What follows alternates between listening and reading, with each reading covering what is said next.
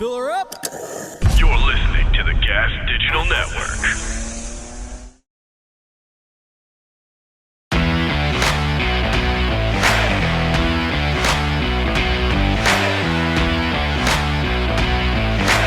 You're listening to Gas Digital Best of the Week.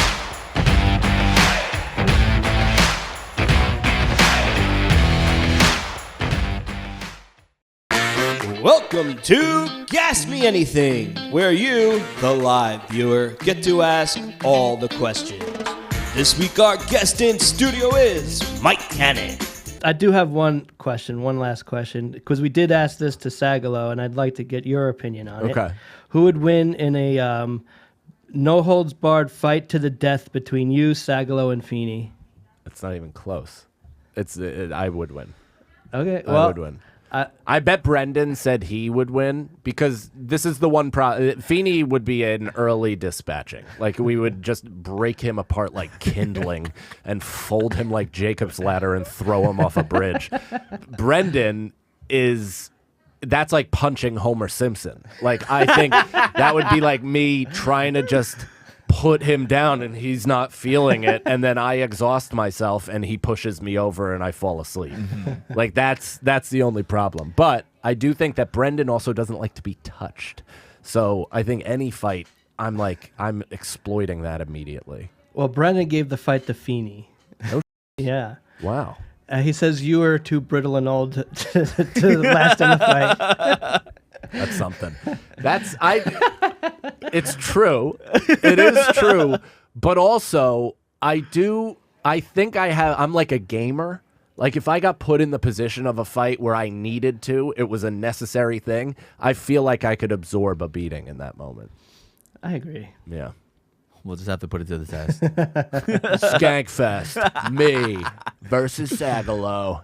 Ellis Mania. Yeah.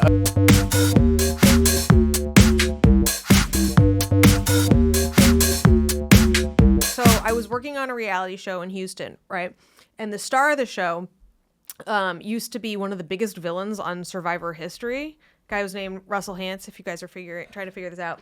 And so it's like the night before the TV execs for A&E are supposed to like come on set and like see everybody and do everything. And for some reason, like Russell Hantz loved to like spend a lot of money and take us out to the club and like flash around a lot. And so we're like, hell yeah, we'll party with you. So it's me, I was a production assistant at the time. No, I was an associate producer, right? APPA, associate producer, and then it was the director and and a couple of the camera guys, right? And so we're like in a booth, and like he's paying for bottle service, and it's popping up. So Russell starts hitting on some other guy's girl, right? And he like won't stop because he thinks he's a celebrity and all of this shit. So he's hitting on some other guy's girl. I go to the bathroom to do some blow. By the time I get back out, some dude with the guy who had the girlfriend had a gold gun. Is that what that's? No. What's brass it? knuckles? Brass knuckles. Right? Pulls out the brass knuckles, clocks Russell in the face. Oh my director tries to break it up, clocks the director in the face. Right?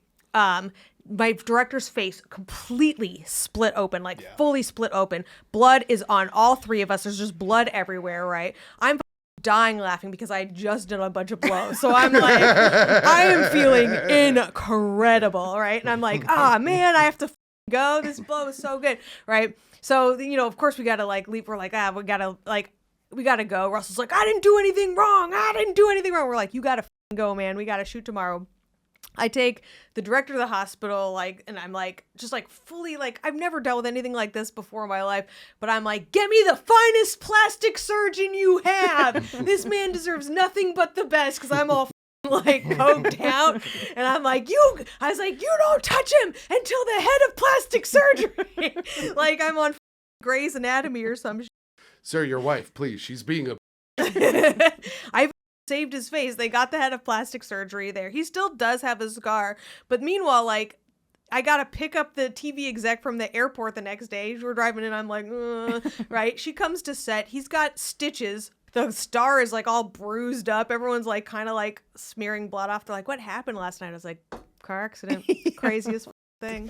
Ladies and gentlemen, your host for the House of Hardcore podcast, Tommy Dreamer. Do you know that I have done everything? I will not do light tubes. And here's why. One, glass you can't control, just like fire. You can't control glass or fire. I've been on fire and I've done a lot of fire and have gotten burnt, have also not gotten burnt, but you can't control you can't control getting lit on fire. You can't control the fire. You just got to hope everything gets timed right. Glass, how it breaks, all that stuff, you can never control it, ever. Even on it, like if you're getting slammed in it, you know it could cut you different ways. Do you know that when you have to get rid of a light tube like regularly, it's considered hazardous material? Yes, I am aware of this, and I mean, I try my best to not just be a raging maniac and have my mouth open when there's all that stuff flying around. But I get in the moment. Sometimes I fail, but the glass, like you said, it is very unpredictable. I've gotten cut from light tubes, obviously, just on very simple, just getting them broken over my back or something. But I don't know, man. I was like, there's a sick feeling about just that glass. And I was like, I enjoy working with glass, actually, as opposed to other things. But I'm that way with the last time I tried to work with fire, it didn't light up for me. So that was a big fail. I get it with one blood. I also get it with we used to call it being addicted to the blade. Now it's a lot more, realer blood in the sense. I mean, it's always been your real blood, but like, oh, look, my back is bleeding, or oh, look, my arm is bleeding. But you definitely could get addicted to getting color every single night. It works. Or I don't mind barbed wire. I was also probably one of the first to use razor wire. But that was that was stupid. And we needed barbed wire, and they literally went to a car garage in Manhattan and cut real razor wire. And then I bumped in it like an idiot on pay-per-view though. But have the scars on my body still from it. So it's all good, because I view scars as tattoos of a specific event that you will have forever. But barbed wire, I don't mind. Yeah. I don't like moving in barbed wire, but once you get hit, and like even how we just had Jericho hit the barbed wire and his end cell of being entangled in this mesh, because I got to witness it live with Terry Funk and Sabu, and like Terry could not move because he was wrapped in so much barbed wire, like physically couldn't move, because every time he's like, and then your adrenaline starts to go. He's like, all right, wait, so we had to cut him out of it for real. Like he was in a car crash. And then plus Sabu's pretty much bleeding to death out of his arm because he severed an artery here. It was pretty gnarly. Born to be Wired, by the way. That's the name of the pay-per-view if you ever check it out. So I could get all that. And thumbtacks never bother me unless they get my fingers, and then I hate them. Same thing with the thumbtacks. They've always been super easy for me. I enjoy working with thumbtacks, but if they get in my knees and hands, I'm quite unhappy. Normal conversations that people will never have, but you'll get this exclusively here with me and Masha. Undisputed UFC middleweight champion of the world. Okay, so Spanish Town by Chronix is such a banger. It was your walkout track over the weekend. Can you give us some good reggae music recommendations? Well, let's start with Bob Marlon. Just shuffle that thing. Go. Chronix. Chronix is really good. Stony Hill, the album by Damian Marley, that's beautiful. Don Carlos, Sister Nancy.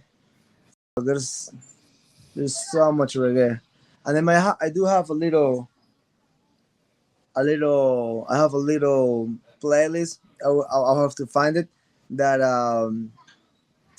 when I met up with Bob Marlin photographer, he I was like, hey, what Bob Marley should listen? He's like, he like this guy, he like Peter Tosh, but the main names. But he give me some DUBs like underground reggae guys. Pretty nice. I'm gonna make a little playlist and let it flow for the people that wanna get high over there.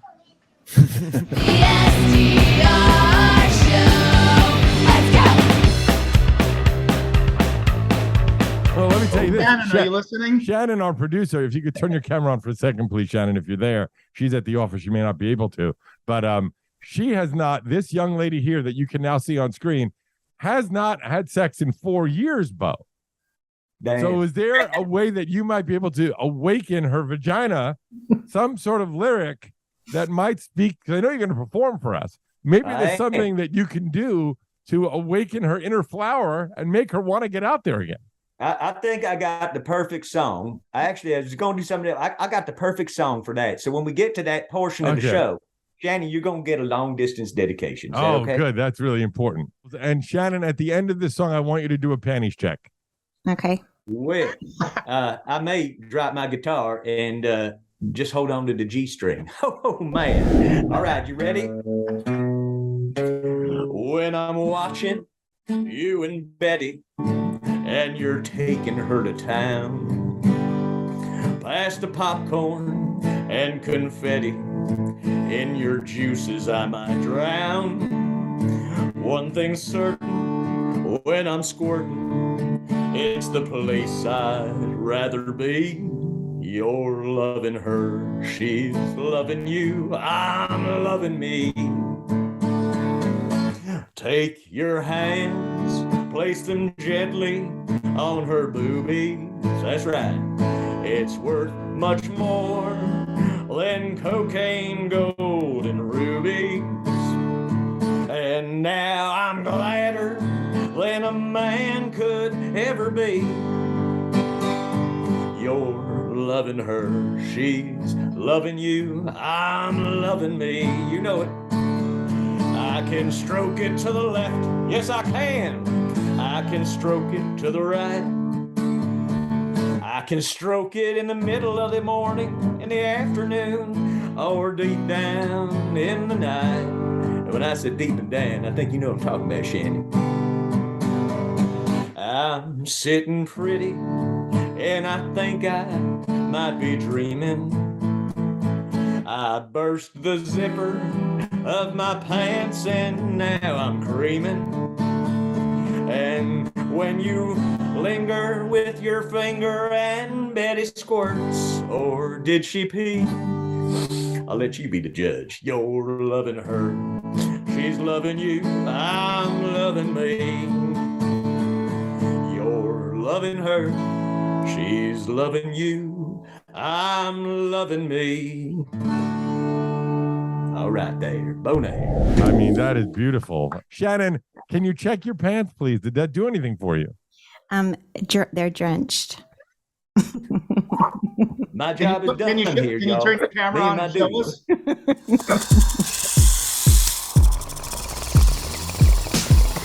What up, motherfuckers? It's the Real Ass Podcast. This is an interesting story. There was a landlord in Vegas, 81-year-old landlord, and what he did was he made his tenant. It was just one tenant or multiple tenants, Shannon? So other people have claimed that they've done it to him, but this story is particularly there's proof that he did it to this one woman. This one woman says that what did he do? She signed a rider to her lease that says that he could fuck her anytime he wanted to. What? And she didn't read the fine print? I have no idea. And what am I missing from the story, Shannon? How old was the woman? It doesn't say her age. They don't have a picture of her, any information about her, but she did have 2 children.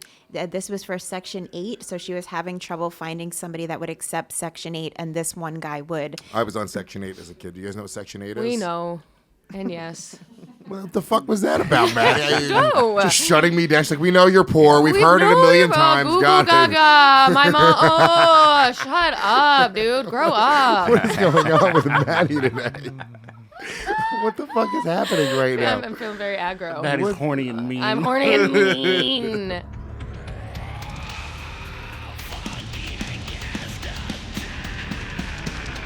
She attacked. So you lived in Section 8. I did live in Section 8 housing. And then, does that sound like something that would happen there?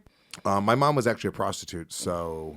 Oh, do you know that too, Maddie? You're gonna We know. We know. You dumb hooker mom.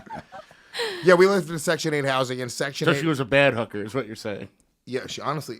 Well, that's the other thing. If you're a hooker and you're in Section 8. You're in Section 8. Dude, you're a poor hooker. Like, what are you doing? Like, how bad are you at your job? All you gotta do is get fucked. How bad is your box, Yeah, but that dude? was back in the day when there was a lot. Was she in New York, in the city, doing it? No, Do you know? She was in Patterson, New Jersey, which is yeah, it's kind of. Jeez.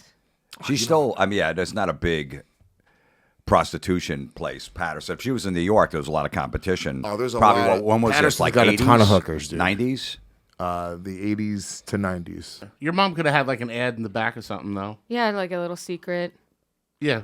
They used to have them in the yellow pages. I remember doing the comedy Those are Asian condos. hookers.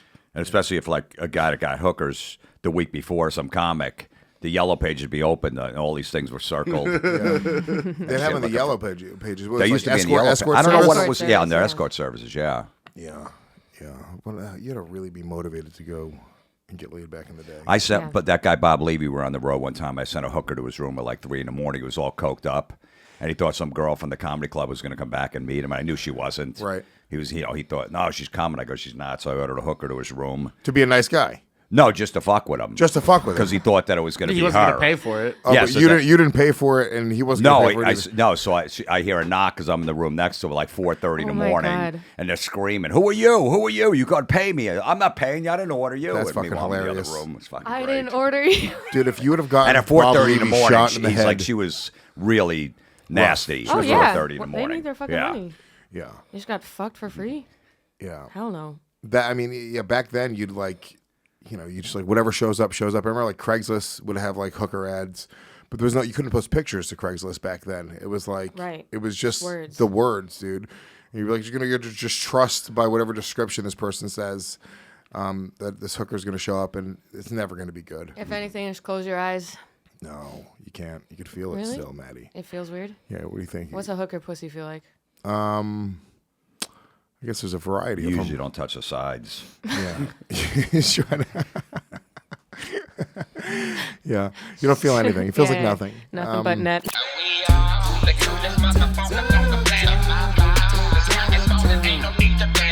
know what I mean? What would you give the D up for? That's what I mean, because I know there is no giving the D up for us. You know what I mean? Like, we're always in the conquest. I'm curious whether anybody has to give it up and for what. You remember, like they said, Ray Charles had to sleep with that woman for rent in Seattle. My boy Flips, when he first Sacrifice? moved out when he first moved out to LA, he had a sugar mama. Yeah. He had to fuck to stay under that roof. Jesus Christ. Well, that's the thing. I'll say this is like I had that one joke about dating an older woman. And every time I ask the crowd if anyone else has done that, if she paid for everything, it's a surprisingly amount of people that have done this in their lives.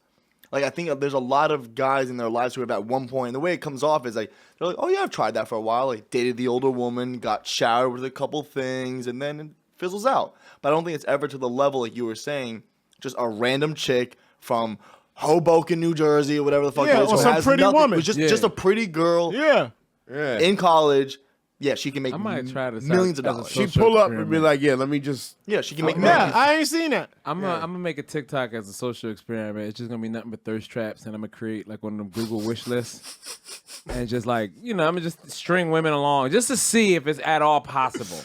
You know what I mean? Who wants to buy me stuff? So the OnlyFans, like, none of the pictures be real sexual. It just be shit you be having on your Instagram. And here's the thing: if I got it right, okay, would y'all be mad? Like as dudes, would y'all be like, "Yo, man, this nigga just using his body to get paid"? Like, nah, man. If they say that, they hating. Too many people do it. It's really, they really hating. Right. Because if they could do it, they would do it. Right. They would do it. Like, you ain't selling drugs. You ain't worried about nobody shooting at you.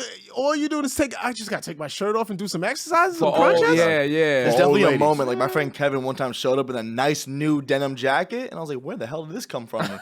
And he just kind of looked down, and I was like, where did this come from? He was like, this girl I've been hanging out with, she's a little bit older. And I was like, at one point I wanted to be like, damn, I want that. I was a little jealous, but also you're like, good for you. I gotta get me an Oprah. Yeah. Good for you. Gotta Because here's the understand, thing. If you these women love dollhouses at every level, and now you just the kid. in her new life. Wow, that You see was what I'm saying? profound, bro. She dressing another nigga up. You gotta understand, chick. It starts from early. Even Hold on. Yeah. Can you say that again, nigga? I said that was chicks, ill. chicks play with dollhouses on every level. Yeah. So at first you dressing up little, and then after make believe, it's really believe, and then this bitch is old and don't have a kin. Well, I got the money to afford she a want to kin. play again. Yeah, I like Dress that. this nigga up and play house and bop, bop, bop, a la, bop, bop. Yeah, man. I seen it all. In a shampoo. Bop, bop, a la, bop. But that was sex. That was for sex. Oh, The that bop, what it bop, a la, was? bop is Okay. the sex part.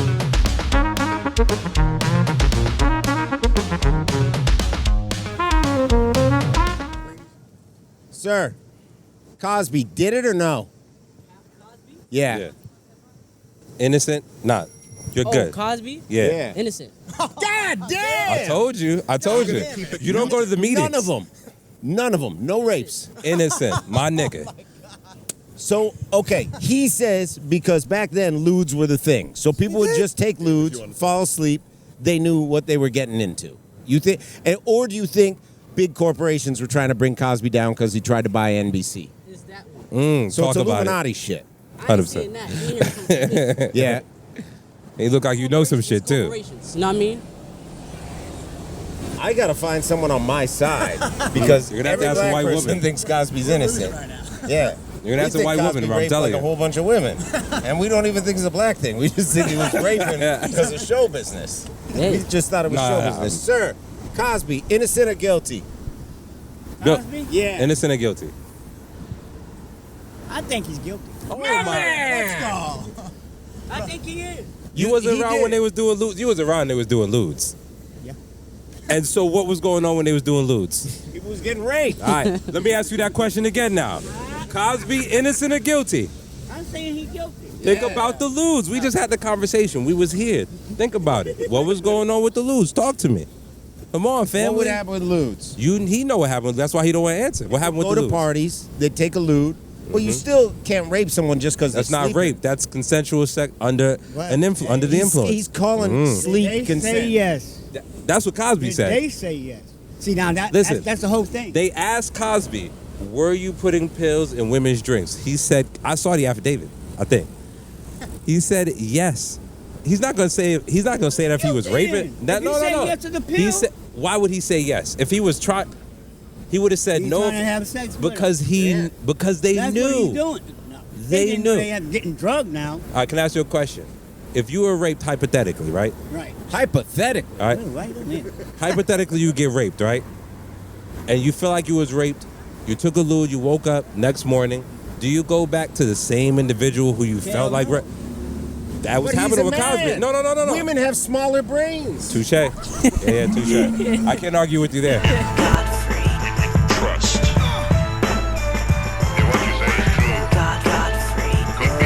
And then you also dated who I had the pleasure of meeting was Jane Carey. I did. That was Jim yeah. Carrey's daughter. He I did dated. date, yeah. That's how I met Jim Carrey's daughter was through you.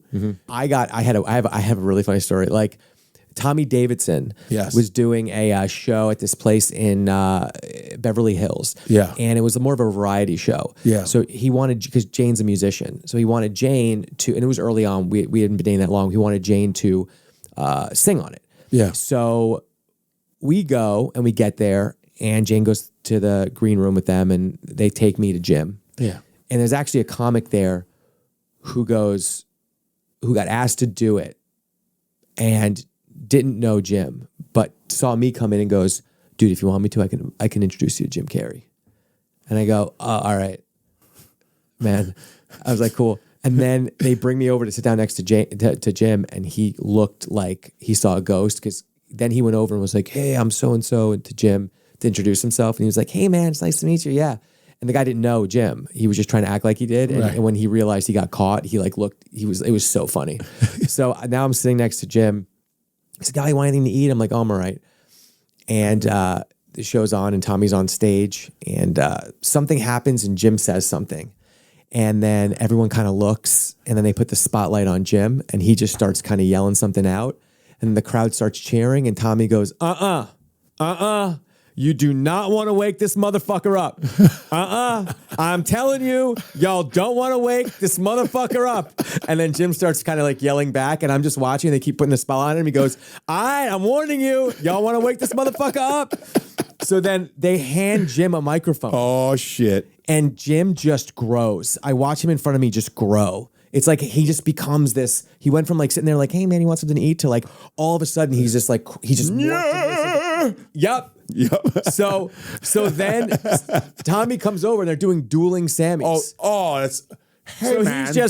he's just morphing he's his screaming face. onto the mic and just like, and then so I'm just sitting there going, look at this genius shit going on. I'm like in awe. So I don't even know how to react, like what to do. And they're going into it full tilt. Yeah. And then Jim takes the mic and puts it to me for me to start doing it. And I literally I didn't even budge. I just stared as if it wasn't happening. In your foolishness. Yeah, I didn't know what to do. Take advantage of it. I know. And then we went back. But you're not, yeah. It's like my girlfriend's dad. It's like a new relationship. Your girlfriend's dad. He's doing dueling Sammys next to me. I just watched him morph into this like larger than life personality in front of my eyes. And I'm just like, it was such a learning experience. I was this is just the master.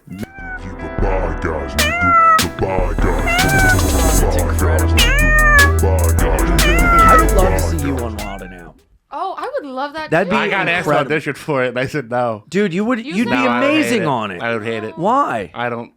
I'm not a good improv. But you're so good at coming up with shit on the spot and like sniping and lines and everything. You realize I would make it half an episode before I said something where they would cut my fucking head off? That'd be great. Yeah, that'd be no, great. I think if they put you on the spot and they're like, improvise a rap, you'd be like, But if you came in and tag shit or like just like that line with her, you would paralyze people. Game over. It'd be amazing. Yeah. No, I think I would do horrible. I would get booed. I don't think so. Yeah, but also people I would. thought that too when I started, because I have like the roast battle background. Yeah. And you just got to go in like mean and have a smile. I'd be great on Wild 'N Out. You'd be great. I should do it. I think you should. Yep. It's either you would be great on it or they're absolutely not. Yeah. That's how I feel. Now, have you seen Not you some- specifically, just people in general. Not you I specifically. mean, you, Ian. No.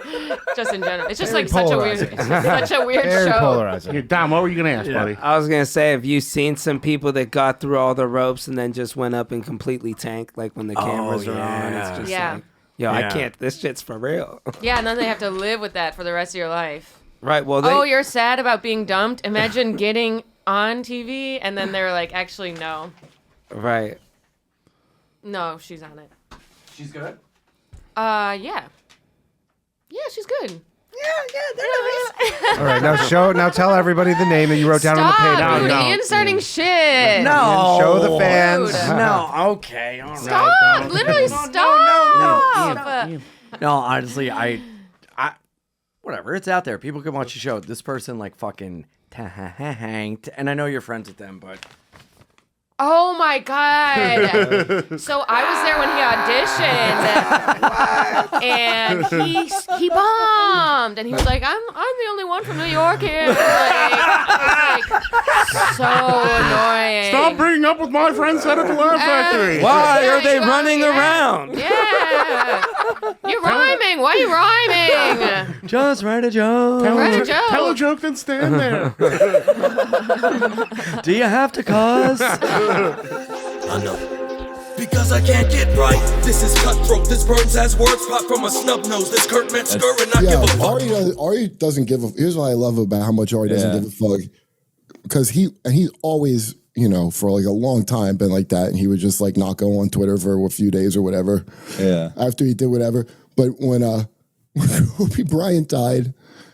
And I think within minutes Ari had Instagram like, I'm glad he's dead. And the blowback had started. And not the best structured joke ever. But hey, he did it right in front.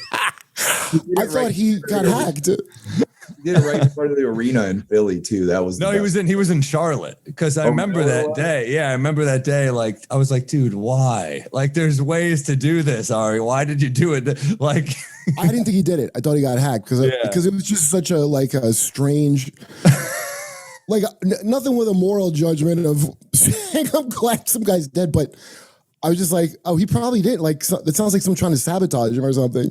Yeah. So I call him up and I'm like, dude, you get hacked? He goes, what? No. Every time a famous person dies, I say, I'm glad they're dead. Yeah. And he said it so confidently and assured that I was like, oh, is that what you did? Like, oh, maybe I'm like, maybe I'm wrong here. I remember almost like he was like, wait, you don't do that? Oh, I remember people were like, there were black dudes seeing him on the street after that who were like, oh, you're that fucking dude. I remember we were walking from the that fucking his Jew face is unmistakable. So we're walking from the stand to the cellar. He's like, oh, you going to the cellar? I'll walk with you. And I'm like, fuck, you want to get a cab? Maybe we'll get a cab to the cellar? What do you think? And that's your form killers, Legion of Skanks. Welcome to the Me and Lewis were talking on the phone this weekend and decided it's time that the Legion of Skanks brings back the lie detector. Ladies and gentlemen, Mike Cannon, the ballsiest of everyone, choosing to go first. Yeah. Wow. All right. Dave, you want to ask him question number one? All right. Mike, question number one. Yes. Have you ever done anything gay? Jerked I'm off not in the doing same this. room count? No, it's yes or no. It's a yes or no question. Have you ever done anything gay? Sure. Yes. Yes. It's pretty gay, right? To jerk off in the same room as your friends? It's whatever you take. Your explanation tells us that's your mask for something else. The amount of talking that he's doing right now makes me believe that he's done some really for gay sure. shit. He's like, jerking off in the same room counts because that's what I'm thinking about. I'm not thinking about that time I 69 my dad. Stepdad. Ready for question 2? Yes. Bobby? Do you think you're funnier than Mike Feeney? Yes. All right, let's go. Question 3. Have you ever... Wait. This is going to really make Kevin not... Yo, you're nuts. You should have put me... The only chance of me doing it was going first. The worst. Have you ever regretted having a child? By the way, Lewis didn't read that. That was not a question. No. No, I haven't. Wait, don't awe. What if he's lying? Don't awe yet. What if he's lying? So the results are in. Oh, boy. Woo! And there have been lies detected. You seriously don't think you're funnier than Feeney? Feeney? You've put like 5 specials. The first question, have you ever done anything gay? Cannon said yes, and the lie detector determined that was a lie. Whoa. That's a real man right there. Straightest dude here. Oh. Straightest dude here. Damn, dude. He's not gay. He's not gay. Thank God. Yo. Suck my dick, Reddit. No, I'm going to call bullshit. Mike was trying to get stolen valor back there by doing some gay shit. He's like, yeah, I jerked off dudes. Whatever, man. Yeah, man, whatever. He goes, we're all one Comedy people. Central, anybody. Please. I'll move to I'm Brooklyn. so woke. I've done so much gay shit. Please buy my special. Just the crest is jerking off in the same room. Dude, The upfronts are coming up, huh? You got to do something. Cannon was in that circle jerk of guys just faking it. Like, I'm totally jerking off right now, guys. wasn't We're all even doing hard. it. I was just We're all scratching doing my it jacket. together. Hands on his thighs. He goes, I came first. I'm going to take off. I guess I'm the gayest here because I came so fast to you guys. I didn't expect that to be the lie. Me either. Good. I'm happy. So the that's second one. question was, do you think you're funnier than Mike Feeney? Cannon said yes, and the lie detector determined that was the truth. Next, here's a scenario is going to be weird. Here's a scenario, one of you hates the other. Yes. Yes, there's always rules. And Sagalow's also here. Is he? That's the long name of the episode title. And the last question was, have you ever regret having a child? Cannon said no, and the lie detector determined that was truthful. Yeah, it's a good man. Shout out to gay and a good dad. Yeah, dude. Oh, It's a real Gayest American shit man right ever. here, dude. a straight father. How not New York of you. I gotta That's tell America you, right there, dude. I have nothing but respect for this heterosexual father Good dad. who's funnier than Mike Feeney. I just can't. I don't know what to tell you. Zach Amico's Midnight Spook Show.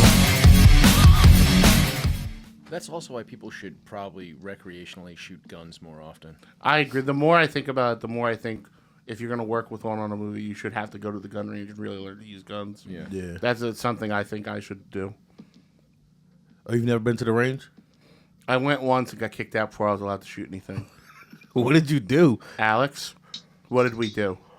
Wait, you guys both got Alex and I wait, got acid? Oh, The I whole think I gang heard got this kicked story. out. We showed up reeking like a blunt, and they were like, "No."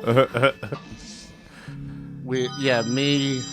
It's crazy because I've been the amount of gun ranges I've showed up to blind drunk, and they've let me shoot. That was the fucked up thing is we walked in and there was an old man at the counter with a big bottle of Tito's, and he goes, "You know what this is? This is Texas bottled water."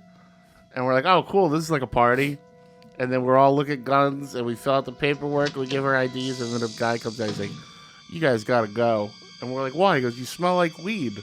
And we're like, "No." And then one of the people in the group who will remain unnamed went, "No, we don't. It's in the car." And that was not a good... Doggy, just give me a fucking gun. If I had a gun, you wouldn't be talking to me this way. There was like this group of Indian kids next to us signing up or whatever, and he who shall not be named was like, "How do you know it's not them?" Because they also smell.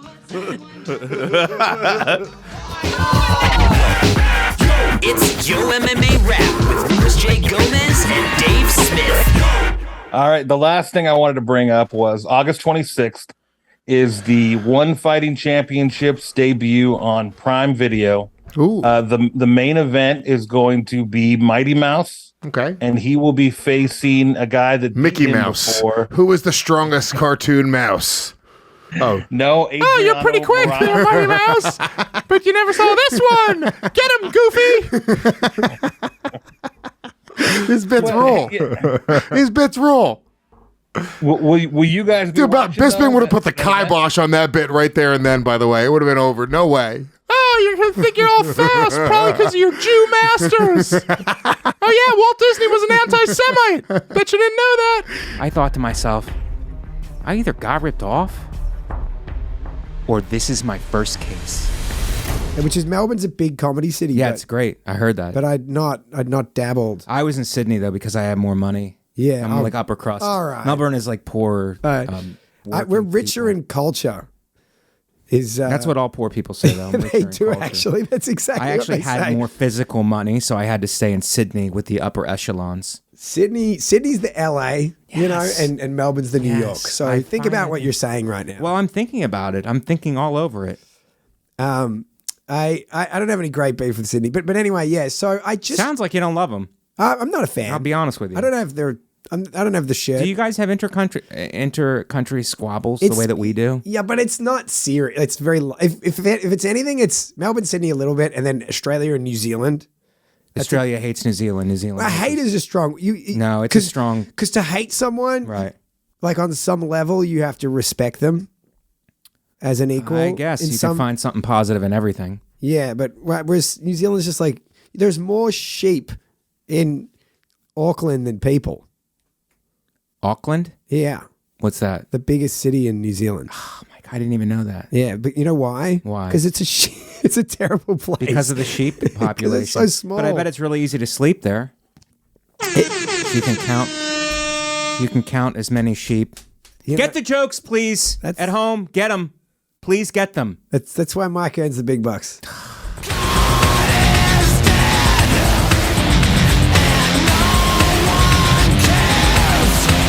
My enemy of the state is Ian McKeever, and that is the guy who was whipping his horse after it fainted from heat exhaustion and apparently like a possum poop related disease in the streets of New York City this week, which I don't know if you saw that. I know you're recently into animal loving. Recently. Yeah, you know, I just want to throw you under the bus. Yeah, it's very recent. Recently into animal loving. That was actually, your brother gave me that intel that, you know, you used to not love animals. What do you mean not love animals? Just a little conversation we had in Utah privately. Oh my God. You're out of your mind. So, but now, very into animals. Yeah. I didn't love animals. I was vegan for like 7 years just And then- for the lulz. Yeah, well, and then you went, and then you said fuck it in the middle. You started really going hard on the animals, and now you're back. I went hard on the animals. Now you went back. You're, you're on the up and up. You're selling out more rooms. So you go, oh, I gotta like animals again. For my fan base. I gotta stop my veal only diet and go back to not eating animals. Awful.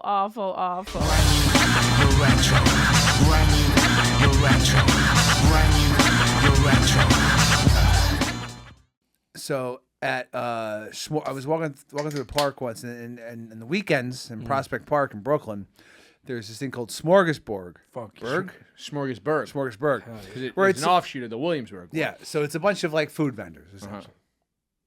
And I'm walking through, and I see a giant French's mustard fucking container, like a French, Then they're like, "Who wants a free cheeseburger?" And I'm like, "I want a free cheeseburger." Damn, you a hoe. They fucking catcalling you with food. Where's the shame? Son? And like, all you gotta do is here's a QR code. Fill out this shit. And I'm like, all right, I'll give you all my. Oh, like when you used to get free stuff from the cigarette companies back in the day. Pretty much. Nice. And like, you'll give me a free cheeseburger, and all I gotta do is give you my social security is number, give you my mom's social maiden name. maiden names, phone Dude, number, I'll gladly address. give you all my personal information Tuesday for a cheeseburger today. 100%. That's exactly what I said. I was like, I want this cheeseburger. And then they're like, we're going to fucking send you a swag bag, dude. And I'm like, word? And then like a month later, I got a French's mustard swag Wait, did you bag. get the cheeseburger? Did you get the burger? Yeah, the cheeseburger was really good, actually. It was pretty fucking, good cheeseburger. Fucking, It had for mustard a on it? free cheeseburger. Yeah, it had mustard on it. Yeah, I fucked with that. Fucking, yeah, for a free cheeseburger, for all I had to do is give up all my personal information. Yeah, dude. Totally worth how they it. gonna send you the swag bag? What was in the bag? So Did you have to like pick out which boxes had crosswalks in them? No, I did not. Thanks. Dude, they could be giving out fucking cheeseburgers to robots. These fucking idiots. I know. I would have like, oh, that's a fucking that's a bike. What? So I get the swag bag. I get a French's mustard picnic blanket. That's what's up. That's what's up. That should last for all forever. those picnics you go on. Oh, I'm constantly picnicking. That's your thing. It's my a good thing. hangover. You're a blanket, professional worst come to picnic. worst. Then I get a French's mustard spreading tool. It's Like pretty a much knife. a butter knife. Yeah. All right. But does it flick open? Nah, it's just like a straight fucking solid piece of yellow plastic. Boo. Oh. Then I get 4 containers of their brand new mustards that are all god awful. They're all You mean all of them with the flavors? I mean, one of them was like Chipotle mayo, and I have a beef. I don't Chipotle like- mayo mustard? No, just Chipotle mustard. Okay. Oh, okay. That's And you don't like Chipotle? I don't like Chipotle. Anything I Chipotle. think it's fucking overrated. This shit's all right. I think agree. It's blown the It's fuck just up. smoky jalapeno. Yeah, it's nothing fancy. I to it. prefer fucking regular jalapeno. Okay. So that one sucks. Then I got, can't remember any of the other ones. Oh, sriracha mustard. That's the same thing. That's yeah, Then I got slightly sweeter. some other like more standard mustard, and then there was one other one. 4 Honey big- mustard? Might have been honey Agave mustard? Might have been honey mustard. And then I got literally. I know that's this cheeseburger? word's overused a lot, but literally the worst. They sent me a fucking month-old pretzel in the mail in a They plastic. sent you, they mailed you bread? They mailed me an old pretzel. That shit was And it was dried though, right? fucking disgusting. You and ate it? I ate the whole thing. You're a real Homer Simpson. That thing motherfucker. showed up at the right time.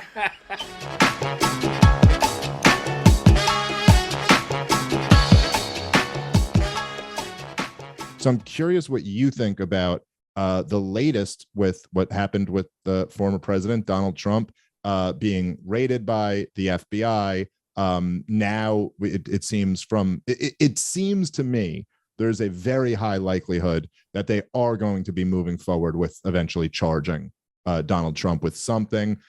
This seems to be a very big deal as far as I can tell. Like historically, I can't really think of another president like this. So I'm curious what your take on all of this is. Well, there was some precedent with this in that after Nixon was forced to resign in '74, President Ford, who took over when Nixon resigned, pardoned him. And according to Ford, the reason he pardoned him is like he went to visit Nixon in his office, and there was like all these boxes of documents, and Nixon looked like he was on his last legs, and Ford was like, "The man has suffered enough. I'm going to pardon him." And this was a huge kind of scandal, and the argument was this was a quid pro quo because Ford was obviously never elected. He was slotted to fill in Spiro Agnew's seat when Spiro Agnew resigned the vice presidency, and years later, it became kind of like accepted common wisdom that, you know, if Gerald Ford did the right thing, no nation should kind of have to suffer through watching a president put on trial. Well, that's all out the window. It's funny that you see there's so many like blue pilled takes on all of this, and what the one I've seen the most that's just so hilarious is where someone will go, you know, hey, look, just because you're the president, you're not above the law. You know, this is like what they say about the people who want to justify getting Trump, and you're like, what are you? Jeff Dice wrote a piece on this, and he said something like along the lines of, he goes, is this politics for someone at National Review said, well, look, the president is above the law, and if there was any misdoing by the Justice Department, then they should be held accountable.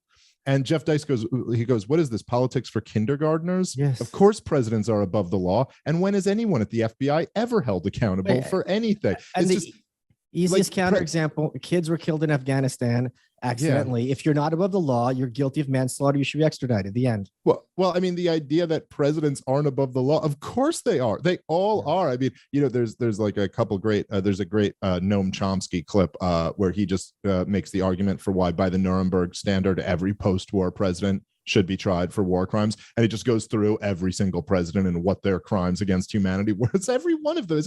Even and you know, your example about Ford, the thing that comes to my mind in more recent history is that Obama, who actually there was some pressure because at the time it was really anti-Bush, anti-war stuff, and there was a lot of pressure to prosecute the George W. Bush administration, enough so that Obama had to address it. And what Obama said was, he goes, look, crimes were committed.